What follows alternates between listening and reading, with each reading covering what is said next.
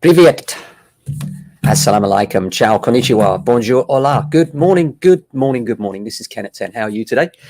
Hope you're well. If you haven't been here before, then welcome. Thanks very much for joining me. I'm live every morning at 10 o'clock talking about all things property. We're James Alexander Estate Agents, and we are between Streatham and Croydon. With Streatham to our north and Croydon to the south, we sell and let property every day and talk about what's going on in the market and what's going on elsewhere. So how are you? First of all, the weather here in Norbury is quite mild, actually. It's about 11 degrees, no rain, which is nice. A little bit darker than I would like. The clouds are over, a little bit grey, so difficult to know what kind of a day we're facing today. As far as the property news is concerned, locally, lots of valuations coming in, which we expect at this time of year, which is great. You know, in the end, what we want to do is talk to lots of people, see how we can help them and how we can move them on. And, you know, there's always little nuances that we need to deal with along the way. Sometimes it's about planning. Sometimes it's about lease extensions. Sometimes it's just about helping our clients to negotiate the next purchase. In fact, we have one just recently where we both helped them with the negotiation of the next purchase and help them with a particular technical difficulty with the property that they're selling. And it's lovely when we can do that and add that extra bit of value. So yeah, busy that way. And as far as the valuations are concerned, it's always a great privilege to go into someone else's house and understand what it is that they need, you know, where are they moving, why are they moving, whether we can add some value to that by helping them in some way that falls just outside of maybe what people traditionally expect of an agent. Because I'm a great believer that when people call us around to their house, most of the time, yes, they want us to sell their house, but more importantly, what they want is to move somewhere else. And so the move elsewhere becomes almost more important than the selling of their house. They need to fall a little bit out of love with the one they're selling and in love with the one they're buying. So any impact that we can have on that onward purchase, we're there for, you know, in terms of supporting, in terms of opinion. Is it good value? Should they be buying it? Giving them proper, concise reports and evaluating what's going on in the market, where they're buying, not just where they're selling. A few items in the news today caught my eye. The first one from the Times: a record number of extensions has been approved. Probably one of the reasons why such rampant price increases. Builders are so busy. It's so hard to find good builders. I know. I feel your pain, folks, and that the cost of materials has gone through the roof. So what we're finding is two things. First of all, extension priced maybe 6 months or a year ago, you need to check with your builders because it's probably more than you expected, because those prices are really being pressed. And secondly, if you're looking for builders, make sure that you get a recommendation. Don't go for somebody blind, because so often now I'm going to see houses where they're halfway through the extension and the builders have pulled off site because there's been a dispute or whatever. So make sure you pin down builders on what your expectation is versus what they're going to do. That's really important. And also that you know that they're trustworthy, respectable and reliable people that will have you back. That's so important, and that's worth paying a bit more for. The cheapest is not always the best. In fact, in my experience, it's never the best. You know, I often recite the people that ask me whether I've got a good cheap solicitor, and I always say the same thing: do you want a good one or a cheap one? Because a cheap one will cost you more in the end, but there's no such thing as both. And the same is true of agents as well, of course. So a record number of extensions approved. In the last 12 months to September, 247,500 consents were granted in England. That's 250,000 extensions. That's a 36% increase on the year before, and a fifth above the pre-pandemic norm, according to research at Savills. The data confirms the post-lockdown renovation boom that DIY retailers, builders, merchants and tradespeople have been talking about for the past 18 months.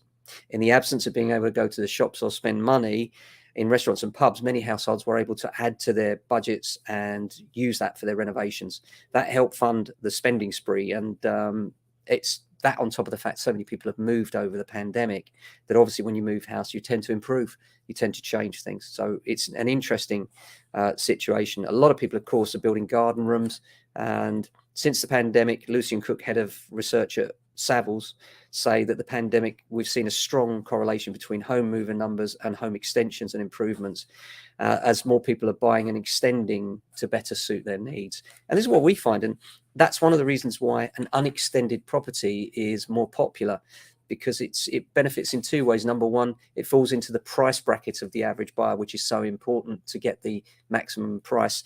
And secondly, it's affordable in terms of salary versus the mortgage capability of the buyer. So quite often people will buy, they'll be able to afford the extension, but they won't necessarily be able to afford the higher price tag of the higher value homes. Soaring house prices have outpaced the Help to Buy limit. Well, this is a frustration here in London, I know. There's an article in the Telegraph, and it says millions that are taking their first step on the housing ladder face missing out on the flagship home buying scheme. A soaring house price have outpriced the Help to Buy ISA limit. This is a scheme that I think it's closed now. It was launched in 2015, and it allows savers to earn a maximum of 3,000 government bonus if they deposit 12,000 and use that money towards the purchase of a first home.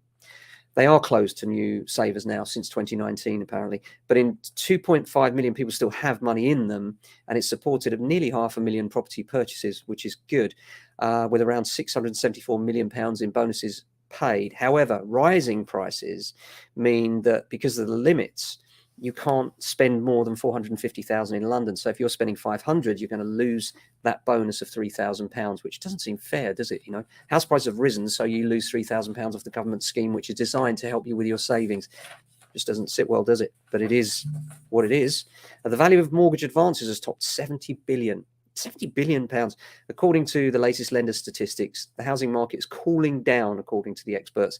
Figures published by the Bank of England say the outstanding value of all residential mortgage loans was 1.613 billion at the end of Q4, up 4.7% on the same period last year.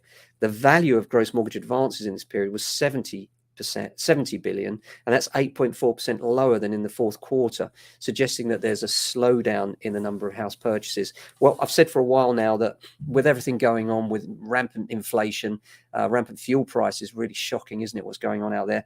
On top of the war, a lot of people are choosing to wait and see. I think if you're looking to get the best price for your property, it could be quite an opportune time, because there's so much going on that's pushing in the opposite direction, and yet we still have market confidence and the market's still going apace. So I would say it's quite a good time this spring. If you're thinking moving this year, without a doubt, in my view, spring's a great time. And we are now in early spring. You know, March is the start of the season. It's the busiest month of the year for transactions, April being the second busiest. So you still have time if you're thinking of doing it. You need to get on it, get it done, give us a call, get us around, get an opinion. And by the way, if you do need any advice, doesn't matter if you're in our area or not. I know a lot of people watch this from all over the world looking at the stats, and thank you for joining us. We're always grateful. So if you do have questions about what's going on back here in Southwest London, or what's going on with the broader market, should you buy, do always get in contact. You can do that by commenting under the video. You can also do that by dropping an email or giving us a call, ken@jamesalexander.com. Why have I got the Homes Under the Hammer logo up? Well, first of all, need to apologise. We said last week that we were appearing on Homes Under the Hammer yesterday. Unfortunately, that episode's been delayed. Sometimes happens. Beautiful place. I will let you know when that one comes live again. That one's in Brixton. And tomorrow I'm off to Wimbledon to record one. That's just South Wimbledon, near the Tube, and that'll be an interesting one to see. It's a first look, so it'll be a long while before that one comes up. We have the first look where they've just bought it at auction, and we give an opinion on what we think they should do and what the potential might be. And then, of course, there's a second visit where the works is done, and that can take anywhere between 3 to 6 months if they're an efficient developer, to maybe years. Sometimes I've been called back literally years later to the same property. It's always fun to go back and see the differences. So yeah, looking forward to that. And Wimbledon's a great area as well, so it's always lovely to be able to give a perspective and opinion on that. Looking forward to that. Apart from that, Sadiq Khan has said that he wants to freeze private rents in London amid a continuing push by Labour over the cost of living issues. I understand why he's saying this. He said he wants to freeze private rents for 2 years, saying this would save tenants an average of £3,000 during a period when other costs are rising rapidly. Analysis by City Hall, based on estimates from Savills, estimated a freeze would halt increases that would average 881 in the first year. Well, yeah, the problem is that when you freeze private rents, then what that leads to is a huge uptick when you unfreeze them. So I'm not sure that it helps in the medium term. It ends up in this really strange situation. We often find this with private landlords. They do the same. They're kind to their tenants and they keep the rents really, really low. And that's nice. But what happens is that then when they look back at the market and it's gone up maybe 10 or 20%, then to ask that tenant for that huge uptick can be really tricky and can end up with them evicting the tenants and selling it or renting it to someone else instead. A lot of landlords, as we said over the past year, have taken the opportunity of a buoyant market to sell up some or all of their portfolio, especially with reference to Section 24, which we've spoken about many times, the inability of landlords, private landlords that is, to deduct the cost of rental income from expenses, although you can do that, of course, through limited companies, which is why limited companies now going forward are the way for most medium-sized landlords to make sure that they mitigate that position. It does depend on the level of your portfolio, but what it has done, and this is catastrophic, I think, for the private rented sector, it's made many medium-sized landlords with medium-sized portfolios sell up anything that they can in order to pay off mortgages so that the interest offset doesn't affect them. So that if you're not careful, if you have a very large mortgage and you have a very large rental, which only just covers the mortgage, you can end up in a position where you're what I call being a busy fool. In other words, you're paying tax on money that you haven't yet earned. And therefore you can find that contrary to what you expected, you're actually going backwards. So you need to be really careful of that. Make sure you do your business analysis really carefully when it comes to buy-to-let. The margins have to be there. The yields have to be there for it to work. Apart from that, the city keeps exemption from converting office buildings. This is Michael Gove has confirmed that it will not challenge the City of London's corporation's request for an extension of exemption from planning rules that encourage offices to be converted. Not surprisingly, so many of our streets here in London now we see with vacant buildings, and a lot of those are being developed as residential. And I've said for a while now, I know it's not ideal and it doesn't generate jobs, but you know what? We need the housing stock, don't we? Britain's face a catastrophic hit to living standards. This is the Centre for Economics and Business Research are predicting economic growth will halve this year to 1.9% and fall to zero in 2023. It expects inflation to stay above 7% until the beginning of the next year and then go as high as 8.7% in the spring. Soaring inflation combined with steep tax hikes leads them to estimate living standards in the UK will drop at the worst rate since records began. It's extraordinary, isn't it? But it is where we are right now.